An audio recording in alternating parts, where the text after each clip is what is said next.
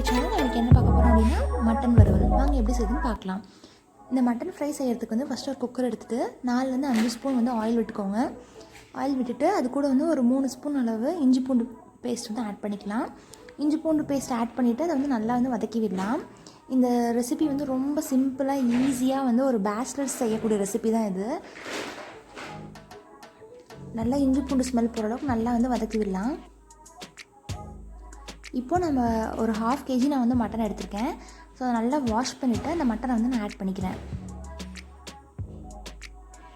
1/2 kg கொஞ்சம் கூடவே இருக்கும். ஆட் பண்ணிட்டு நல்லா வந்து வதக்கி விடுங்க. எப்போவுமே வந்து நான்வெஜ் ஆட் பண்ணோம்னா ஒரு 5 to 10 minutes வந்து நல்லா சாட்டே பண்ணணும். அதோட அந்த ரா ஸ்மெல்லாம் போகணும். அப்போ தான் வந்து நமக்கு நல்லாயிருக்கும். இப்போ இது கூட வந்து மஞ்சத்தூள் கொஞ்சம் ஆட் பண்ணுறேன். கூடவே வந்து 1 ஸ்பூன் வந்து மிளகாத்தூள் ஆட் பண்ணியிருக்கேன். ஆட் பண்ணிட்டு நல்லா வந்து வதக்கி விடுங்க. ப்ளெயின் மிளகாத்தூள், நார்மல் மஞ்சத்தூள் மட்டும் தான் நான் ஆட் பண்ணியிருக்கேன். ரொம்ப ஈஸியாக செஞ்சிடலாம். எக்ஸ்ட்ராவாக எந்த மசாலாலாம் எதுவுமே தேவையில்லை. ரொம்ப சிம்பிளாக வந்து ரொம்ப டேஸ்டியாக செய்யக்கூடிய ரெசிபி இது. நல்லா கலரி விட்டாச்சு பாருங்கள். இப்போ அதில் வந்து தண்ணி வருது.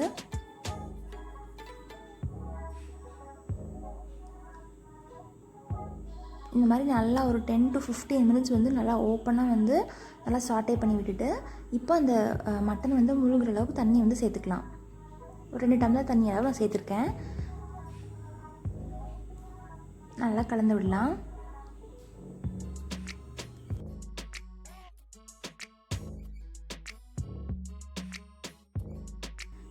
இப்போ மட்டனுக்கு தேவையான அளவு கொஞ்சமாக வந்து உப்பு சேர்த்துக்கிறேன். சேர்த்துட்டு நல்லா வந்து கலந்து விடுங்க.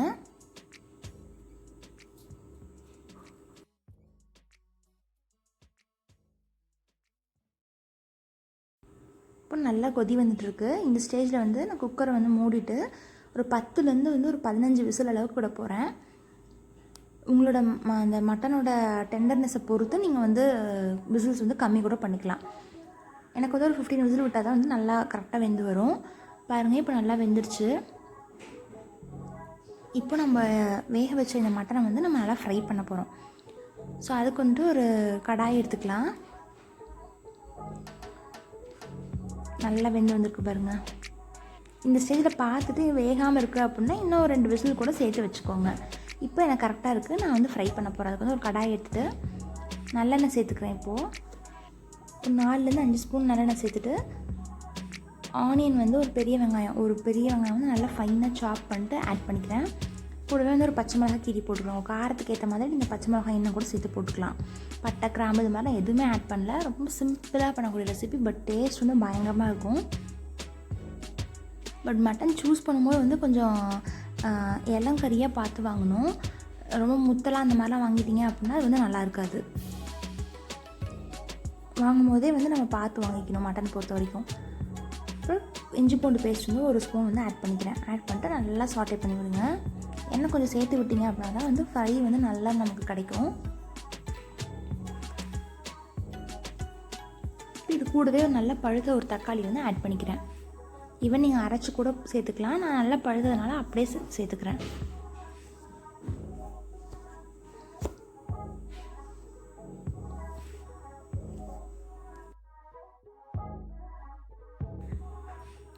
நல்லா வதங்கி வந்துட்டுருக்கு. இப்போ இந்த ஸ்டேஜில் வந்து 1 ஸ்பூன் மிளகாத்தூள் வந்து சேர்த்துக்கிறேன்.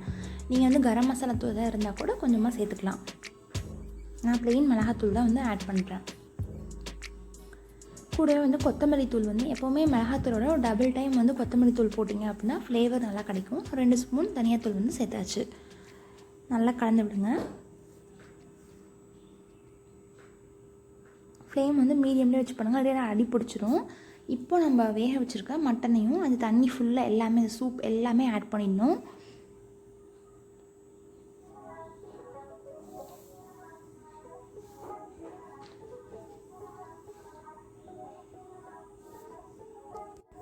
இப்போ நல்லா கிளறி விடுங்க. அந்த தண்ணி வந்து நல்லா வற்றி சுண்டி நல்லா நமக்கு கிரேவி மாதிரி நல்லா கிடைக்கும். அந்த அளவுக்கு வந்து நல்லா கொதிக்க விடணும்.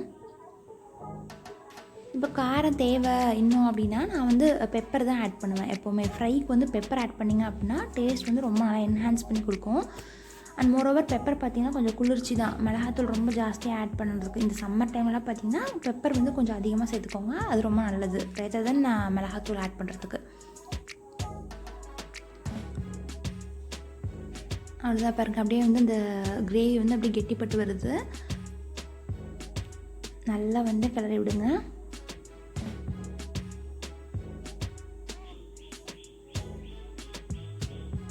இந்த மாதிரி ஃப்ரைக்கு வந்து கருவேப்பிலை எப்போவுமே நிறையா சேர்த்து போட்டிங்க அப்படின்னா ரொம்ப சூப்பராக ஃப்ளேவர் நல்லா கொடுக்கும்.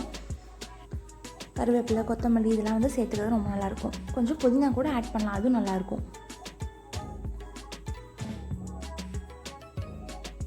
பாருங்கள், அப்படியே நல்லா சுருண்டு வந்துருச்சு, நல்லா வந்து கெட்டி பதமாக வந்துருச்சு. இப்போ இது கூட வந்து பெப்பர் வந்து சேர்த்துக்கிட்டேன்.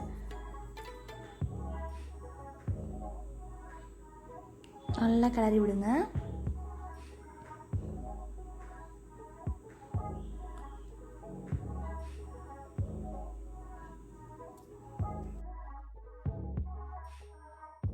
எப்போவுமே வந்து மட்டன் ஃப்ரை ஆகட்டும், சிக்கன் ஃப்ரை ஆகட்டும், இது எல்லாமே லாஸ்ட்டாக வந்து நல்லா வந்து ஒரு 5 மினிட்ஸ்க்கு வந்து நல்லா சுண்டை வறுத்து விடணும். அப்போ தான் நல்லா ஃப்ளேவர் கிடைக்கும் நமக்கு. இப்போ இது கூட வந்து கருவேப்பிலை, கொத்தமல்லி தழை எல்லாம் நான் ஆட் பண்ணிக்கிட்டேன். நல்லா கிளறி விடுங்க.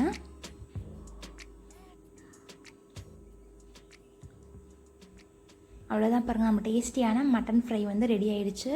ரொம்பவே டேஸ்ட்டாக இருக்கும். நீங்கள் வெறுமனே வந்து சப்பாத்திக்கு இல்லை தோசை, இட்லிக்கெலாம் கூட வச்சு சாப்பிட்லாம். ரொம்ப நல்லாயிருக்கும். கண்டிப்பாக ட்ரை பண்ணி பாருங்கள். பிடிச்சிருந்தா சேனல் சப்ஸ்கிரைப் பண்ணுங்கள். தேங்க்ஸ் ஃபார் வாட்சிங்.